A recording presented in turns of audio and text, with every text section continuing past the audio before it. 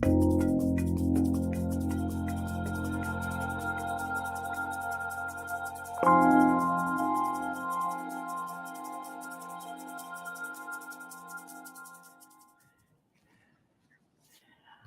there. Welcome. I'm Fran Costigan. I want to welcome you all to this September live event. I kind of choked on the word September because it's hard for me to believe that's where we are already.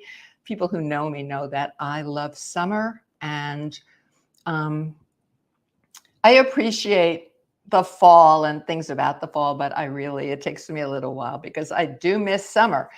That said, I this has nothing to do with anything except to tell you a little bit about myself. And I think what happens when you eat seasonally, the tomatoes this summer, the heirloom tomatoes that were available at my farmer's market, on my terrace and in my daughter's garden, were just incredible. They were maybe the best tomatoes I've had in years. It might feel that way every year. They were wonderful. So I would slice up a big heirloom and think what I would do with it. And in many cases, it never even got off the cutting board. I just ate these wonderful tomatoes. So I have one left, just one left. And suddenly, we've had a few gray and rainy days in Philadelphia where the temperature dropped. Suddenly, I wanted butternut squash and a dookie. There's a macrobiotic dish called a dookie squash kombu that I like when the seasons change. And that's what it is. I think that when we take care of making our own food, when we eat seasonally, our cravings naturally become in line with the seasons. So I do welcome you to this September live event. For those of you who come to some of my live events more regularly, this probably looks a bit different. I am usually in my chef coat and in my kitchen, but today, as it is office hours, I decided to be in my office as it is. Um, Last week, I had a wonderful time in New York City at the Javits Center at the Plant-Based World Expo, which is the only one of the food shows that is 100% completely plant-based / vegan, whichever term you used. And I really had a great time seeing what's new, visiting with some of my longtime friends. I got to see our Chad Sarno, the chef who created the Plant-Based Pro program, and now he's got Wicked Healthy and Good Catch. Good Catch just merged to Wicked Healthy, so I can tell you that. I also tasted the Wicked Healthy Foods vegan ice cream, which was incredible. And there's a secret to that ice cream. They're using lupini beans. It's absolutely smooth and delicious. I did a demo at this Plant-Based World Expo, a dessert demo, and I was assisted by two essential vegan dessert graduates who were absolutely wonderful. Regina Heron and Olga Ignatavaya both graduated from Essential Vegan Desserts and have their own businesses now, and they were wonderful assistants, and it was wonderful to catch up with them. I also had Chef Kathy Gold working with me, and Maxine, a chef, a caterer, who's a friend of Regina's, named Maxine. It really sometimes takes a lot of people, but everybody was so excited about the cake, which is the cake in the course, the chocolate cake to live for. I did chocolate pudding and we built a blackout cake. So that was really super fun. And if anyone is coming to the Natural Products Expo in Philadelphia, send an email to me and let me know, and maybe we can hook up. That's in September, toward the end of September. So I will be there. Now I've got a couple of the usual housekeeping. I want to take care of some of the housekeeping before I get started answering questions and going further. If you have a question for me, and I'm going to try my hardest to answer all of your questions, right on the right side of your screen, there is a queue. and you can just type your question in there and I will get to it. I may, as I do sometimes, ask a follow-up question of you if I don't fully understand, or if somebody has something else to say about it, then type in your question. I want to wish a very warm welcome to my September Essential Vegan Desserts students. They started on September 7th. Although that said, Ruby now has rolling enrollment, so you can begin a course just as soon as you register. But officially speaking, Essential Vegan Desserts started last week on September 7th. There is still time to enroll for that course. I want to welcome graduates, those in the course, other Ruby students, and all of my guests. Students in Essential Vegan Desserts, if you haven't already joined our private Facebook group, please do that. It's a great place to ask questions. Oh, maybe you want a new mixer and you want some opinions, other questions, share your experiences. But for questions of a technical nature, write to support@ruby.com, and anyone here can write to me at fran@ruby.com for further questions. So I hope that you will take advantage of all of that. I'm going to get right to the questions now. And I have one from Alfreda K. How can potatoes, French fry, be cut frozen, oil and salt free? So that's a question from someone who is either following a whole food plant-based, no oil diet, or wants to do her potatoes that way. Now, I do follow a very healthy whole food diet, but to answer this question, I went to my friend Chef Char Nolan. She is the goddess of plant-based, whole food, plant-based, no oil. She also is part of the Ruby staff, and honestly, I think her name is really getting more and more out there. If you don't know Char, look her up. Char Nolan is featured in the new New York Times bestselling book by Anne and Jane Esselstyn. The title is Be a Plant-Based Woman Warrior, Live Fierce, Stay Bold, and Eat Delicious. So this is what Char had to say about that. 1, if the potatoes are raw, align in an array on a sheet pan and flash freeze. Once frozen completely, place portions in an airtight container. Always label and date your food. That is something that's super important. I go through my freezer regularly and my pantry, and I always label and date my ingredients and my food, and occasionally I miss one and then I don't know what it is. Flash freezing in a single layer is going to prevent clumps from freezing, and pieces will cook evenly. So the answer really is go ahead and do it. You won't have a problem. Richard, who is running the event, I want to thank Richard today. He has put the link in to the book, and so you'll be able to have a look at it if you would like to do that. It's really a wonderful, wonderful, important book. And it's very exciting that it's on the New York Times bestseller list. So congratulations to Anne and Jane on another wonderful book. Here's a question from Susan M. Hi, Susan. She writes, I just purchased your book, More Great Good, Dairy-Free Desserts Naturally. That's a mouthful, isn't it? And that was the book I did previous to Vegan Chocolate. And Susan is wondering if I can recommend a recipe or two for her to start out with. She says something easy for a beginner that's missing sweets. So what I would say, Susan, is think about what it is that you enjoy eating. Think about the equipment and ingredients that you have in your home.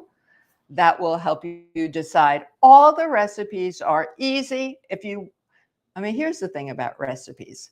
read them all the way through. They should be really clear.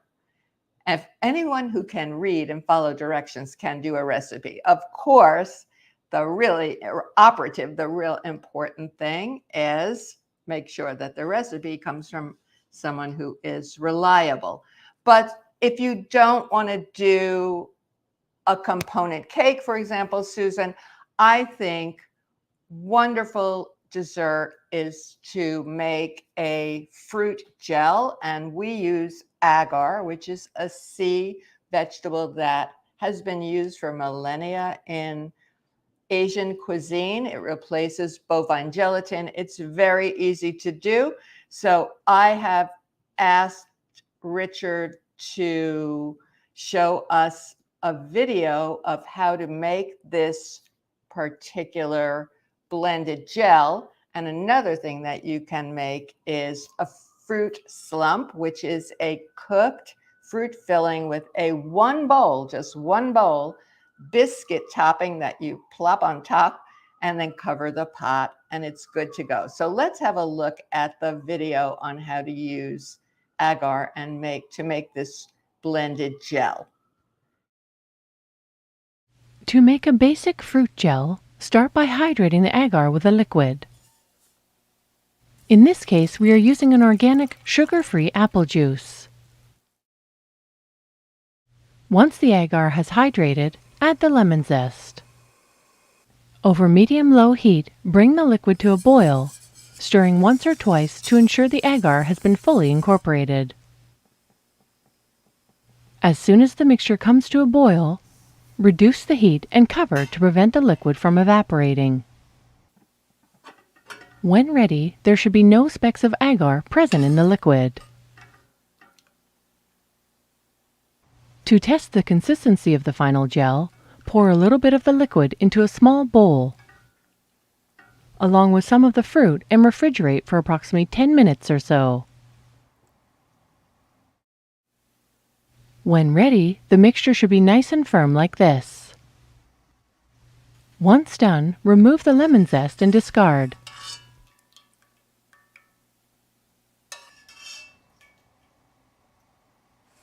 Next, slowly whisk in the slurry and bring to a gentle boil.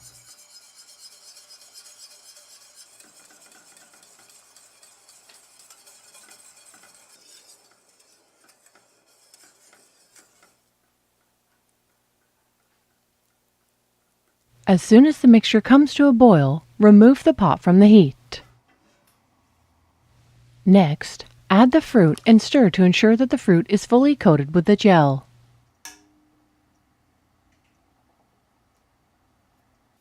At this point, pour the mixture into a shallow casserole dish and cool at room temperature for approximately 15 minutes. Then place the mixture into the refrigerator and let set for another 20 to 30 minutes. Once set, the dish can be served as is, or it can be blended. Puree the mixture until you reach your desired consistency. If desired, top with a few tablespoons of vanilla pastry cream and garnish with some homemade graham cracker crumbs and fresh mint.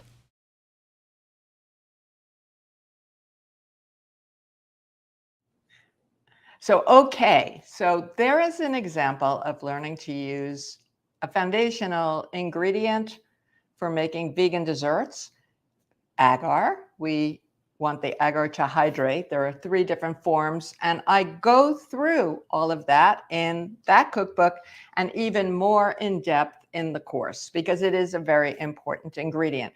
There are no calories. It is said to be soothing to your intestinal area. I don't know. Agar is super, super healthy, and it is it is useful for more than just making gels. But here's a recipe that you can make. You don't have to turn on your oven. You do want to measure carefully. Measuring is something that is very important. You want to do a test, and I go over why you do a test in the course. If your gel is softer than you intend it to be, then you can cool it down and add some more agar and start again. If it's thicker than your intention, you add more liquid.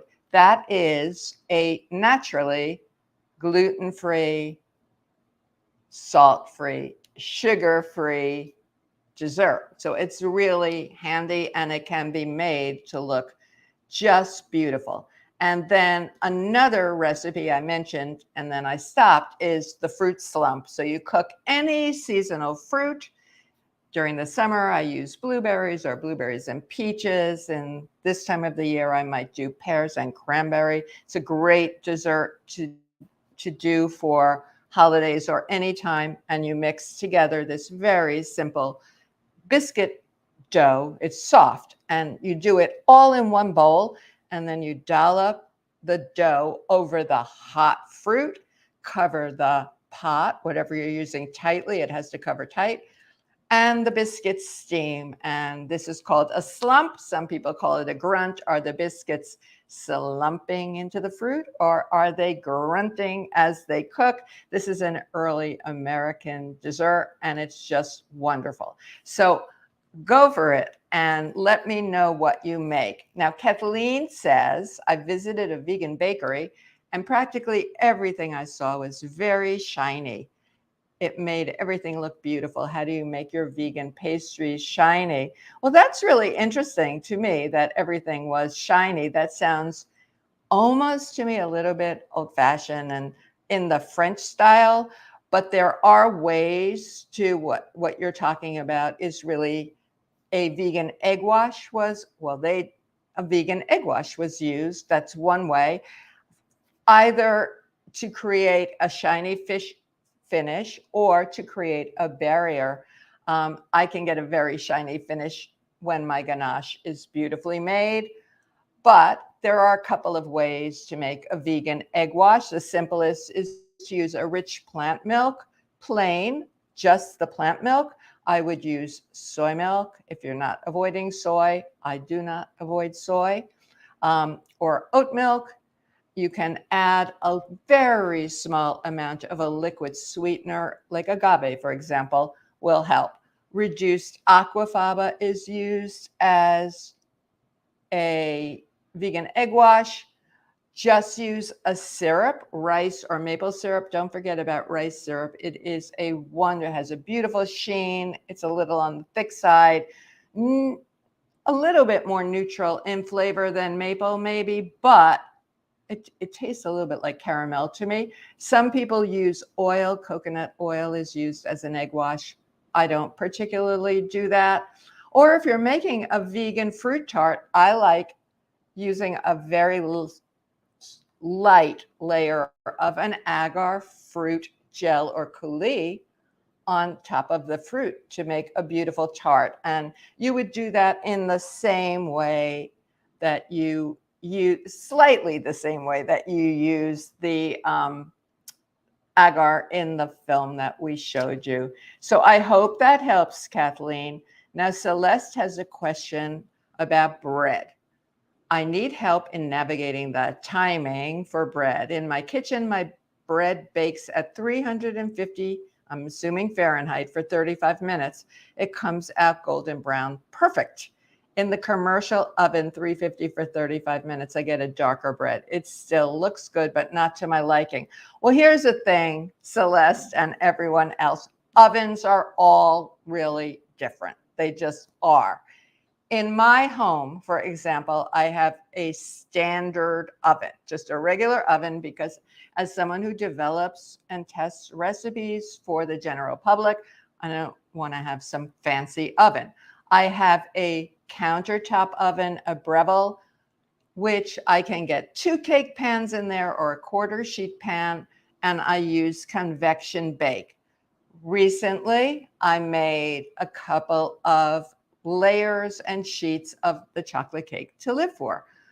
The ones that I baked in my radiant heat oven, my standard oven, took 25 to 28 minutes. The ones I did in my convection oven, although it's just a countertop convection oven, took only 15 minutes. Convection bakes faster, And then in a commercial convection oven, there's usually a much bigger difference. I did a demo in July for American Culinary Federation, and the chef who helped me is an ACF certified chef. In fact, he got a medal, Kirk Keefe, at the conference, but he's also a graduate of Essential Vegan Desserts. So I said, hey, want to help me make these cakes? I needed tasting for 200 people.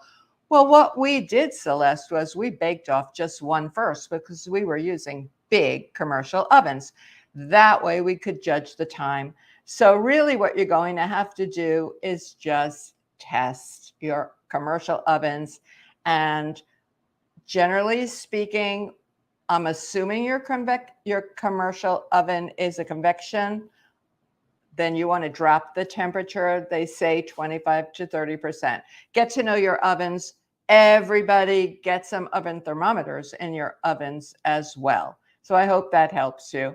Now, Jean has a question about canned raw tomatoes per a particular website. She says the pot lid was on during the 85 minutes, but the water she followed the recipe. The water evaporated down below the jar lids. Jar lids did pop.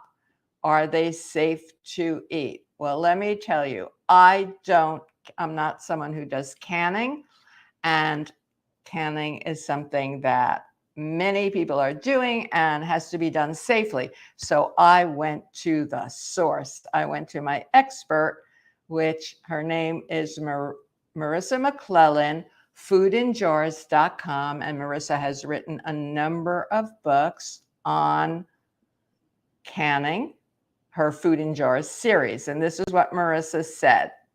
I want to actually read it to you.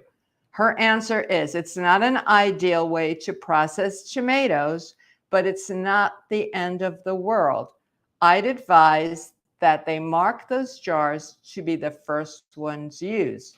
And going forward, make sure to check your tomatoes halfway through to ensure the water level drops. I typically keep my electric kettle hot when canning tomatoes to ensure that I have hot water to add to the pot should it be necessary. So I hope that helps you. I want to say that, I told you that I don't do canning, but whenever I am doing, cooking or making desserts, I keep my electric kettle going in case I need some hot water. So last night I was cooking beans, and sometimes if I want to add some waters, I was taught in the beginning of time, like 25 years ago when I was at the Natural Gourmet after New York Restaurant School, Dr. Anne-Marie Colbin taught us to cook beans. She'd say, shock them as they're cooking with some cold water. I cook most of my beans in my Instant Pot, but I was cooking lentils on the stovetop because they cook so easily. And I just added a little bit of hot water from my kettle. So that's something, that you can do. And thank you, Richard. He put the foodinjars.com into the list. Hi, Roseanne. I'm just going to stop here and take a sip because I feel like I have a little something in my throat. Vegans don't say frogs in their throat. I have to think of what to say. So Roseanne says that she'd like to take the plant-based dessert course. Well, I would love to work with you. I co-created the course with the Ruby team, and I am your instructor. I'm the lead instructor for the course, and I will be working with you directly. So the question is, when does the course open? It's still permissible to join the September 7th course. That will be fine, but let me see if I can find the dates.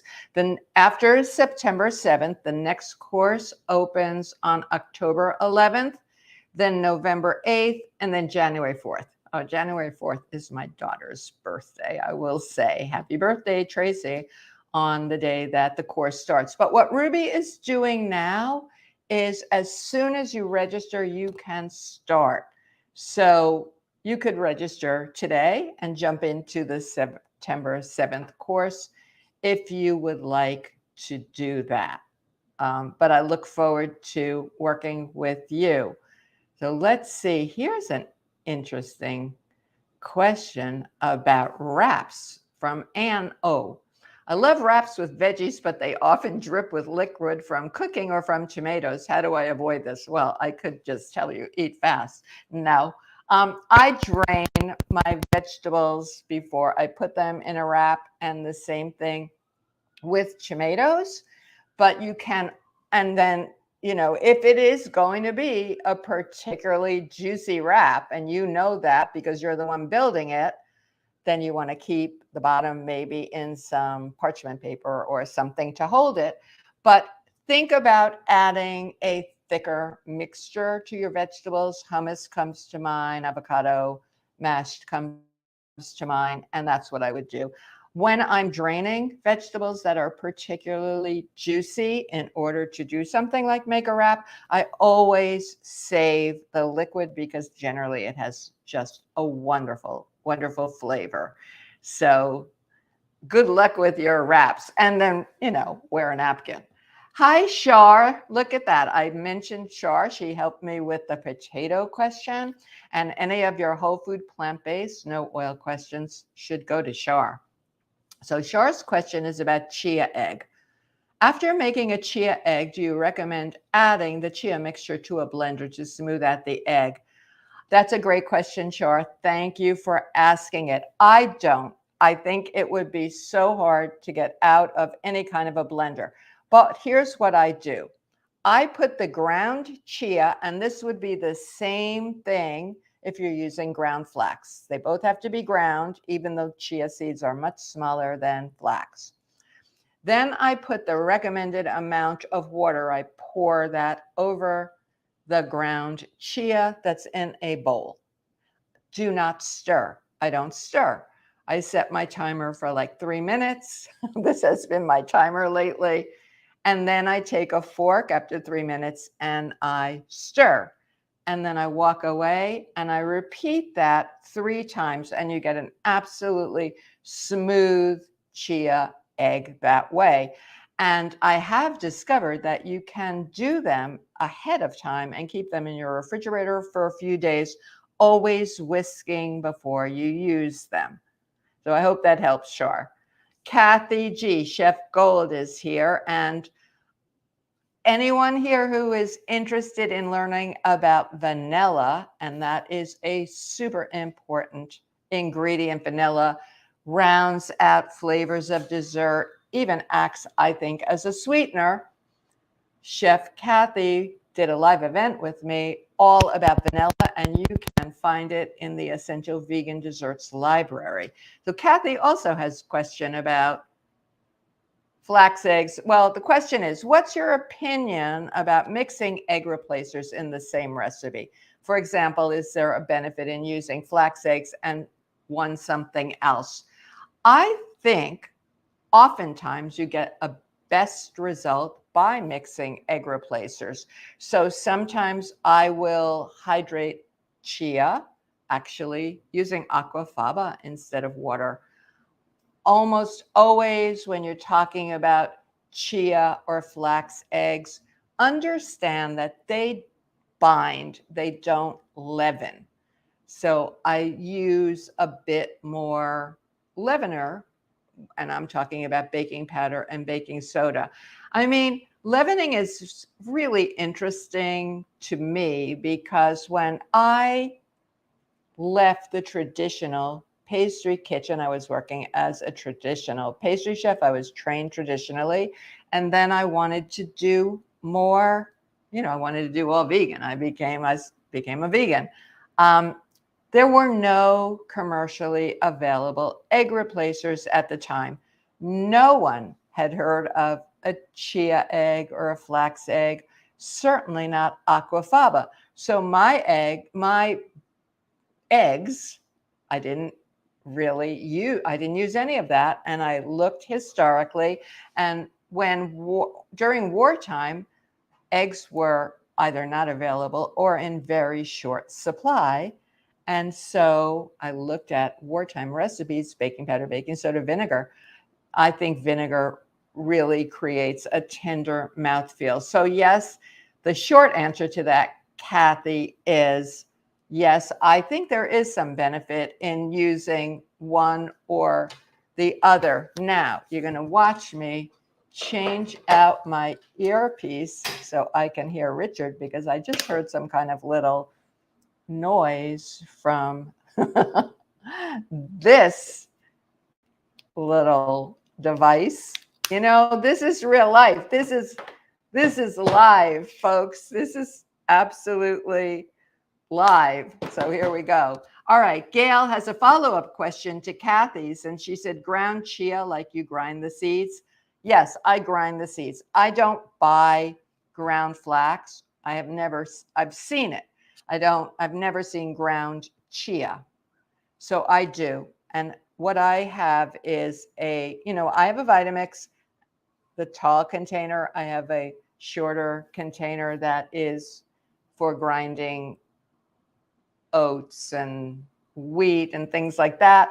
But I don't grind tons of flax and chia at one time. I have a small grinder. It's a Cuisinart grinder with a tap that goes like that. And that's what I use to grind my flax. For example, I grind flax once a week. I keep it in my refrigerator. That's for my morning oatmeal, or if I need to make a flax egg. And I grind some chia as well, and I have it available. To me, this is mise en place. I don't want to say, oh, I'm going to make a recipe today. Oh, I need a tablespoon of ground flax or ground chia. I mean, I'll do it if I have to, but I would rather have it already done. So thank you for that question. Susan has a question about her wild mushroom gravy for shepherd's pie. She says it came out a bit overpowering and a bit salty. She used chaga mushroom powder and wondering if this is the culprit.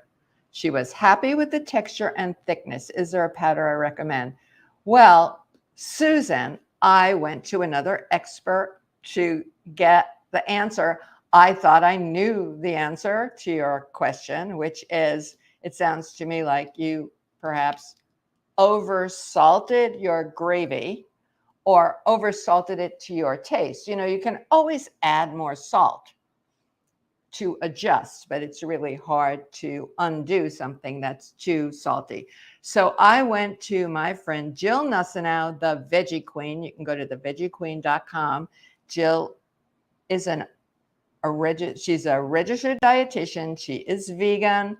She's a mushroom expert and a pressure cooking expert. She wrote the book, Vegans Under Pressure, which is absolutely worthwhile just for the charts and if you want to use a pressure cooker, your Instant Pot. But she does a lot with mushrooms. She even goes to mushroom camp in the summertime, once every summer.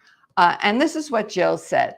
Chaga is not salty, and she has never used it in a culinary manner. She only uses it for medicine.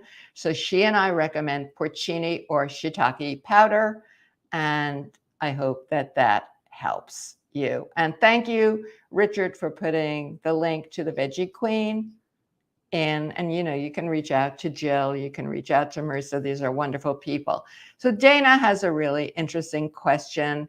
And there is no exact or very specific, is what I mean, answer that I can give Dina. And she says, she's asking if I know roughly what the hourly rate would be for a plant-based chef to cook for a family. Dina, a lot goes into that decision, and it's a personal decision for you. Where are you in the country? Rates vary depending on cities or or the suburb, wherever you are in the country, that's going to make some difference. Also, are you going to be cooking in their kitchen, or are you going to be preparing meals off-site? Regardless, I want to put a Post-it note here and tell anybody who is making food for other people, make sure that you are Serve Save certified, please. That's very, very important to get that certification, and you will learn a lot. And and it will make you a safer chef. If you're in any of the Ruby courses, we do have part of the syllabus is dedicated to food safety, but the Save Serve certification is very important. I'm Save Serve Manager certified, and so is Char Nolan and Kathy, most of my friends, and we're gonna have to re-up it at some point. It takes some studying, but it's worthwhile having. So you wanna think about how much time you're putting into the work. You're going to shop, or is your price going to include ingredients, or is that an add-on? What about your transportation? What about your containers? How many meals are you going to be making a week for them? Are you making fresh meals in their kitchen, or are you making meal, that they're going to eat that night? Or are you making meals where you're leaving them breakfast, lunch, and dinner marked, and how to heat them, how to finish the foods? So I have seen everything from 25 an hour, which is really too low. I would never do that, to $100 an hour and $500 an hour. And you might want to do, instead of an hourly, you might want to do a project rate. I do know that since the pandemic, the price for personal chefs has really skyrocketed. So thank you, Richard, for putting the ServSafe website in there. You don't want to gouge anyone, but you want to be paid for your time. So Blanca has a question here, and it is, she says, thank you for having office hours. Well, I appreciate that. It's different for me. And she said, Blanca says, I noticed that when I use vegan chia egg, so we've talked a lot about chia eggs today, my muffins or cake come out a bit dense. They still taste great to me. Well, that's really important. But I wonder if there's a way to make them a bit lighter or fluffier. Well, Blanca and everyone else, there most definitely is. When I serve cake, so for example, at the American Culinary Federation convention, where I served 200 plates of chocolate cake to live for, ganache glazed, it is safe to say that maybe 1% of the attendees were plant-based. So these are people with traditional palates, many pastry chefs, fine chefs used to a cake with a lovely interior, light interior, with a lovely crumb. And my intention is to serve something where you can't tell it's vegan unless you're being told. It shouldn't be dense. It shouldn't be heavy. It shouldn't be gummy. It should be great. And your question really is one of the reasons that I wanted to create this course with Ruby, because you've got to learn foundational technique in order to make a light, lovely batter-based dessert. And by batter-based, I mean a cake or a muffin or a cupcake. Some people say a muffin is just a naked cupcake. I don't know. Any, cornbread, anything. Now, when it depends, if you're taking the oil the fat out of a cake, as whole food plant-based, no oil, forks over knives, people do that. And there's nothing wrong with it, but the cake is going to be denser. Some of you already know that I made Rip Esselstyn's wedding cakes. I made the chocolate cake that I've referenced a few times, the chocolate cake to live for, but I made it fat-free to accommodate the whole food plant-based Esselstyn family. It was denser. It wasn't heavy, though. It wasn't heavy. It was just denser. It was almost fudgier. So, I thought it was different. That would not necessarily be my choice of cake. I prefer a more delicate cake, but it's very good, and I have certainly used it. So it isn't just about the chia. It's about a lot of things. It's about the kind of flour that you use, or flours, because mixing flours is a good thing. It's about the technique that you use. Are you whisking your dry ingredients before you make your cakes and muffins? Are you using enough liquid? Is your plant milk or water, correct? Is the proportion correct? Are you using enough leaveners? So that's what I would say. Yes, there's a way to make them lighter and fluffier. There's a place for both. And if you want to learn more, I would recommend that you take a look at this course. Now, Michelle says, seems like I have noticed that the dry saute method for garlic and onions is definitely more aromatic than with oil, and the aroma permeates my house for days. Am I just noticing more, or does cooking with oil somehow release more of the aroma? That's a really interesting question. The next time, because I saute both ways, sometimes I use olive oil. I always use just the smallest amount, but sometimes I do.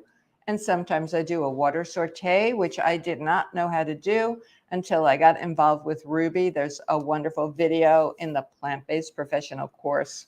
It is an amazing video that shows you're heating the pan. This is not a nonstick pan, and a water ball goes in. And how they got that shot, that's one of the beautiful things about Ruby, is the shots are so tight, you really get to see things.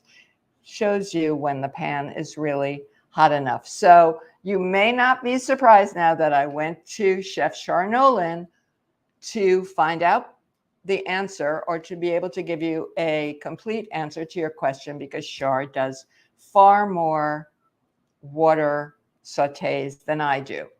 And this is what Char said. Oil can coat the release of true aromas. The steam release provides the pure basics of the aromatics. There's no oil barrier. So that is the second. The latter is your water saute.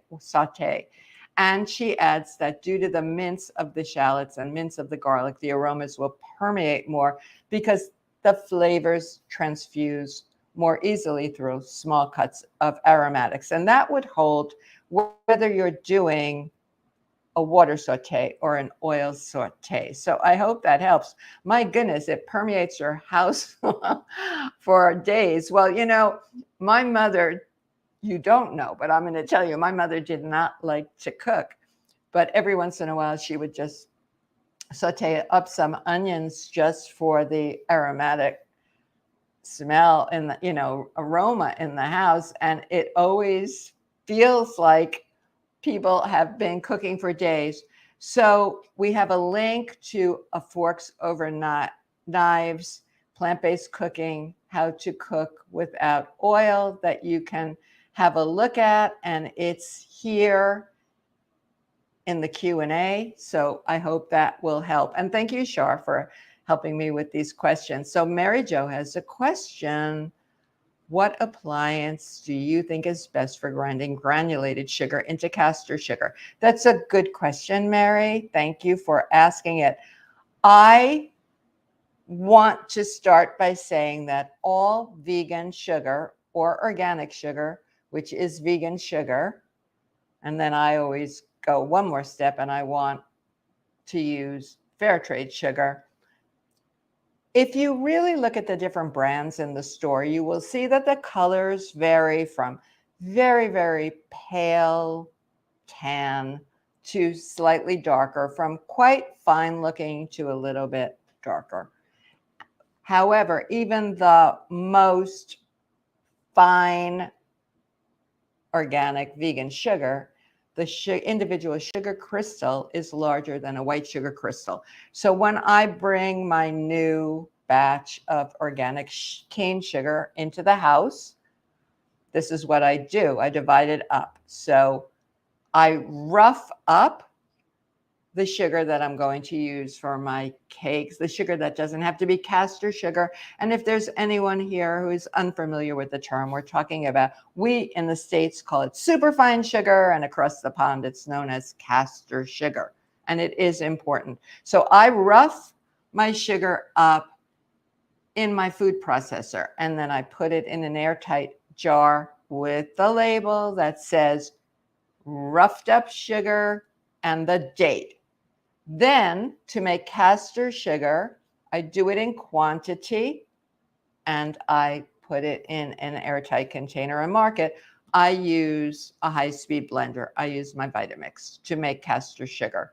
That's what I do. If I needed just a little bit, maybe I would use my spice grinder, but I never do just a little bit. So yes, I think a high-speed blender is best. It might work in a blender. I haven't had an ordinary blender in a long time because I burned so many out. And then I went to the high-speed blender time.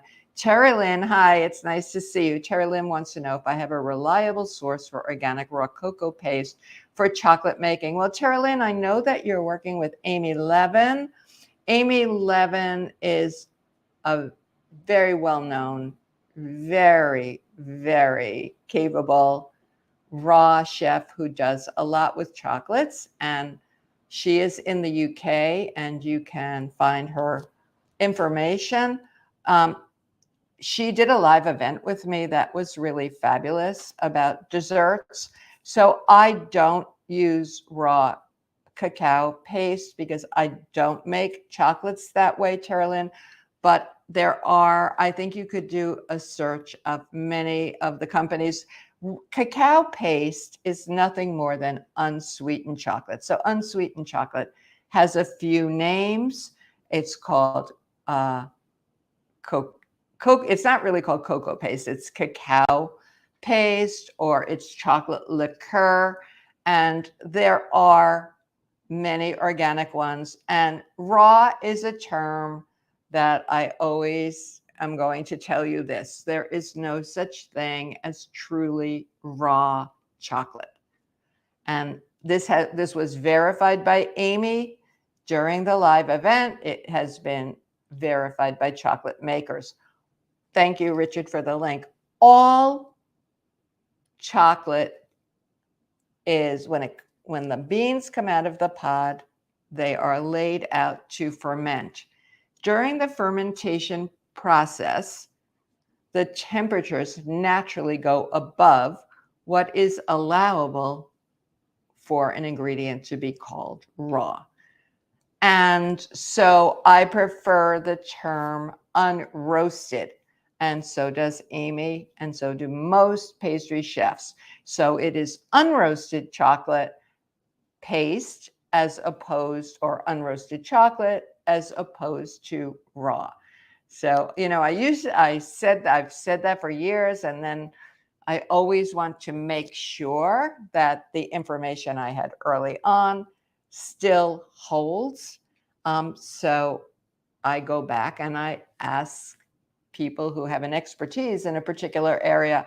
And I do want to say that one of the absolute best things about culinary is no matter how long you have been a culinary professional, there's always something more to learn. And Chef Jacques Pepin, the renowned Chef Jacques Pepin, said the very same thing. Oh, hi, Regina. So here's Regina. I mentioned her earlier. Regina was one of the two assistants who graduated from Essential Vegan Desserts that helped me so ably at my dessert demo. In fact, Regina made the chocolate pudding that was made ahead that we used for the tastings, and then I had her cook it on the stage with me. And that's a lot of confidence because I like to do my own cooking when I'm going to be presenting things to people, but I had absolute confidence in Regina, and she did a great job. And Regina has her own business.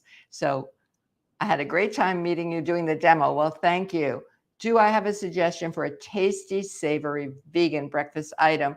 Oh my gosh, there are so many. Regina, I like making muffins using oats, both oat flour and oatmeal.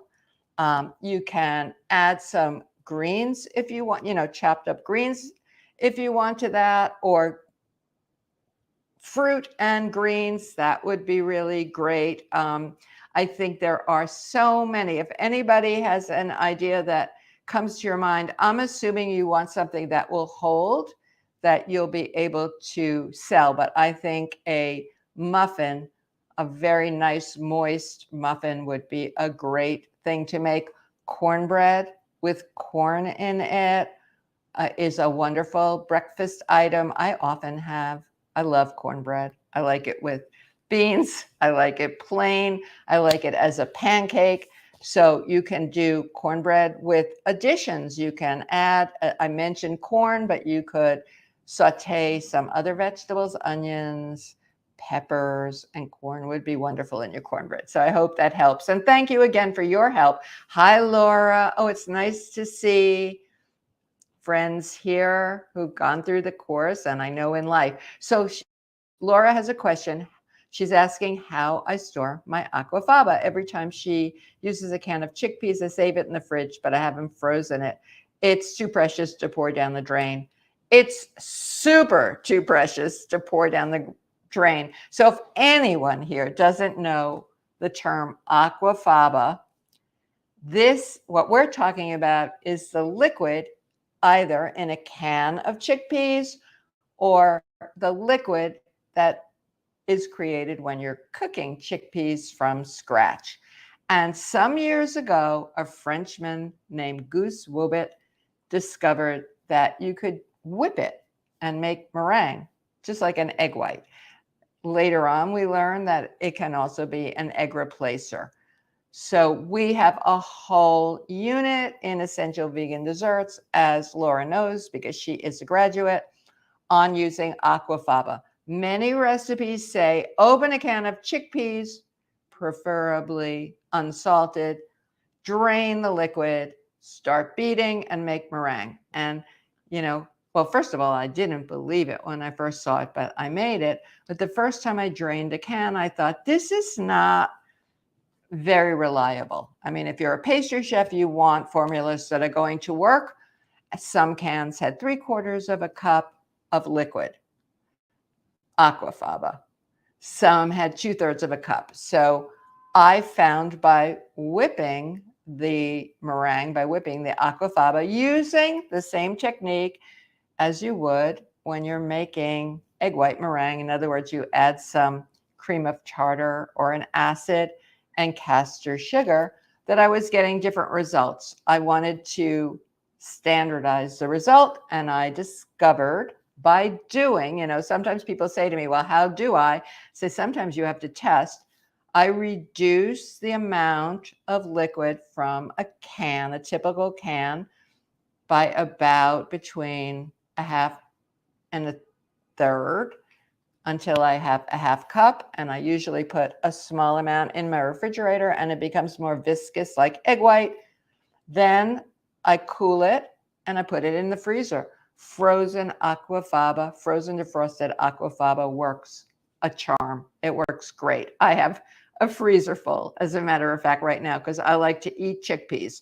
So I cook chickpeas from dry chickpeas in my Instant Pot. That liquid has to be treated a bit differently. It's still, you want to add a stick of kombu seaweed to that. I add kombu seaweed to all of my beans. Don't add any salt. Don't add any, garlic if you want to use the aquafaba for desserts. I did a live event early on with Ju Deaver, who wrote the book called Aquafaba, and you can look at that live event as well. And it was used as suggestion, I'm fumbling here, to add the kombu, but you get much more liquid when you're cooking chickpeas in a pressure cooker. Then in that case, I reduce the amount of liquid by at least a half, sometimes more. I measure it up usually into 1/4 cup containers, because sometimes I just whip 1/4 of a cup. More often I whip a half cup. I label it, I date it, and I put it in the coldest part of my freezer. Then Laura, just defrost it when you're ready, because you do want to use your reduced aquafaba while it's cold. I just think that it works best. Now, there are people who disagree with me who say you don't have to reduce it. But if you want a reliable result every single time, and don't we all want a reliable result? Well, then I would say do it Fran's way. And here's something else from Laura. She's been researching Okinawan cuisine and wondered how you feel about black sugar. Oh, that's a terrific question. I actually recently bought some black sugar. It is supposed to be healthier. It tastes pretty delicious to me. But, I'm going to say I hesitate, or I'm going to go beyond hesitate to say I never say that a sweetener is healthy. Does maple syrup contain minerals? Yeah, and yes. The sweeteners that we use in essential vegan desserts are the more natural sweeteners. We don't use any white refined sugar. They do all retain some of the fiber, some of the minerals and vitamins that are naturally in the whole sweeteners. They've been processed, but I'm not going to drink a cup of maple syrup to get my healthy, if you know what I mean.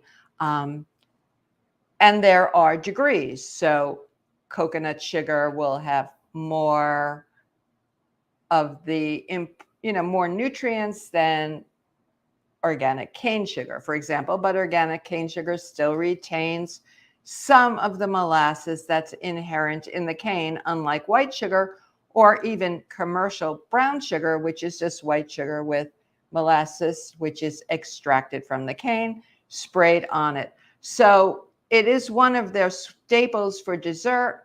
I don't know that I would say it's healthy, but I definitely like it, Laura, and I'm going to start using it more. So, let's exchange notes on that. And if anybody has had experience using this Okinawan black sugar, let us know.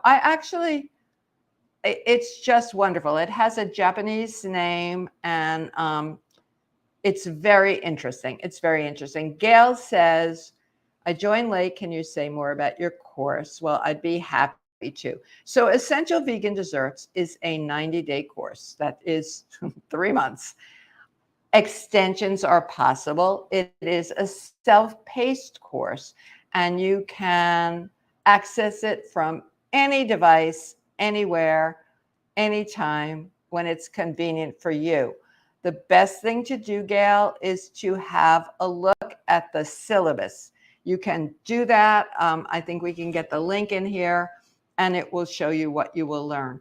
It is not a live class. You will see me in the course in some pre-recorded discussions. There are a lot of video recipes that are very detailed. We showed one today early, but it is absolutely, there is no other course like this in the world. I felt so privileged to be able to work with Ruby to do such a detailed course in the specifics of vegan desserts, which is why we called it Essential Vegan Desserts. I have had thousands of students at this time over the 5 years since we created the course. Some are absolute beginners who literally they're using their ovens, particularly people who live in cities, in small apartments, are using their ovens maybe as an extra storage area, to professional chefs who are working in the business, who are teaching. And this is an accredited course. Successful completion, you have to get a particular grade in order to graduate successfully. The course is accredited by American Culinary Federation for continuing education credits, World Chefs, Dietetics Association, and I think it's just wonderful. So Richard has put the link to the syllabus, and I think the best thing to do is take a look at it. It is really, I'm very proud of this course. Thank you, Richard. And my last question, just on time, Nancy says, what's your favorite cream cheese in 2022? I used the TJ's cream cheese in your cupcakes and it didn't work. Tofutti works. Nancy, there are so many cream cheeses today. It's unbelievable, honestly. So when Nancy's and there were so many more, even new ones for me that I saw at the Plant-Based World Expo last week. The TJ's cream cheese should have worked. Nancy's talking about, some of you may have seen what's called a black bottom cupcake. It's a naturally vegan cupcake, and then you make a cream cheese filling. There's an egg in it and some chocolate chips usually. And I veganized it for my cookbook, Vegan Chocolate, and it's a really nice recipe. But one day I got curious and I made the cream cheese filling 3 different ways. The way it's written in the book is with a chia gel to replace the egg. The second batch that I did, and of course, when I'm testing, I scaled the recipe down by half. And I had my tasters lined up with specific questions.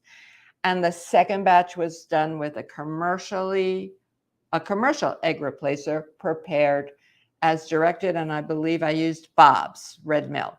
And the third one was with aquafaba. And they all behaved differently, very differently, as a matter of fact. They were all good. They were just different.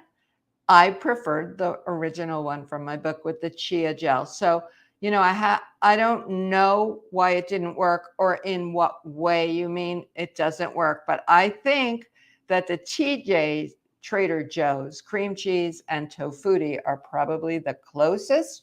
So maybe you want to try Kite Hill or Miyoko's or any of the others. I'm sorry, Nancy. You can send an email to me at fran@ruby.com and let me know more specifically what the problem with the cupcakes was. Well, I want to thank everyone for coming. I hope to see you next month in October for a live event. I will have a topic. If you have some particular topics that you'd like me to, do my live events around, let me know. I'm on my way to Las Vegas this week to do some demonstrations for the Puritos Corporation. They are an international company that has wonderful chocolate, bread, and confections. And this is the big bakery show. So I think I'm going to learn a lot while I'm there. Everyone, please stay well, stay healthy, be sensible, eat healthfully, and stay in touch with the people that you care about. Thank you for being here. Bye.